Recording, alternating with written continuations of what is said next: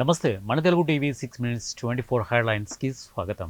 రాజధానికి మరో 8,000 ఎకరాల భూమి అవసరం మంత్రి నారాయణ. గూగుల్ ఉద్యోగులకు ఇకపై no work from home CEO.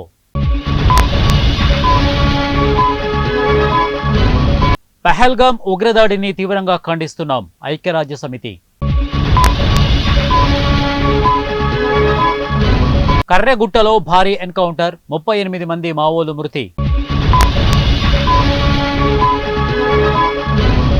పెట్టుబడులకు ఏపీలో అపార అవకాశాలు మంత్రి TG Bharat.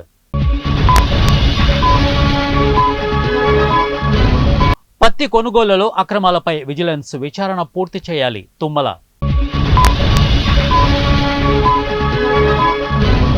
Indian army on fire 5 Kashmiri ఉగ్రవాదుల ఇళ్ల నేలమట్టం. ఉగ్రవాదంపై పోరులో కేంద్రానికి అండగా ఉంటాం ప్రధాని మోదీకి తెలిపిన సీఎం చంద్రబాబు. ముష్కరుల వేటలో భారత్కు సహకరిస్తాం America national intelligence chief Tulsi Gabbard.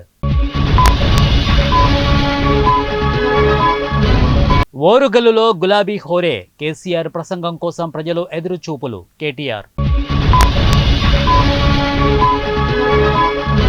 Savarkar పై వ్యాఖ్యలు రాహుల్ గాంధీపై సుప్రీంకోర్టు సీరియస్.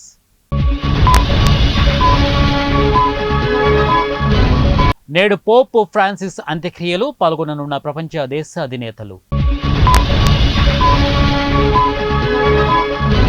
ఇరిగేషన్ శాఖ మాజీ ఈఎన్సీ హరిరామ్ ఇంట్లో ఎస్సీబీ రైట్స్ కీలక పత్రాలు స్వాధీనం.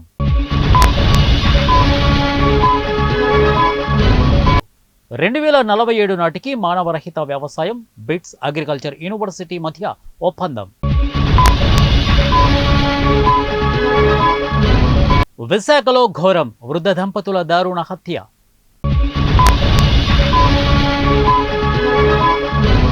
నదుల అనుసంధానానికి శ్రీకారం చుట్టిన నేత చంద్రబాబు మంత్రి గొట్టిపాటి.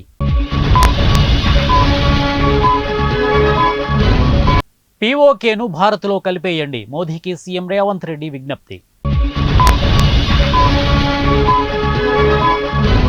హైపర్సోనిక్ సర్కామ్ జెట్ కంబస్టర్ పరీక్ష విజయవంతం శాస్త్రవేత్తలను అభినందించిన రాజ్నాథ్. దారి తప్పిన వైద్యులపై చర్యలు ఆరోగ్య శాఖ మంత్రి సత్యకుమార్ ఆదేశం.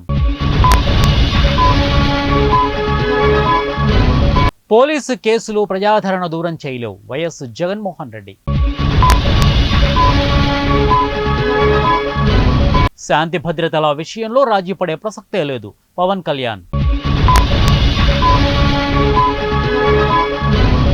మద్యం కుంభకోణం కేసులో సజ్జల శ్రీధర్ రెడ్డి అరెస్ట్. ఉగ్రవాద చర్యలతో దేశాభివృద్ధిని అడ్డుకోలేరు ఉపరాష్ట్రపతి జగదీప్ ధన్ఖడ్.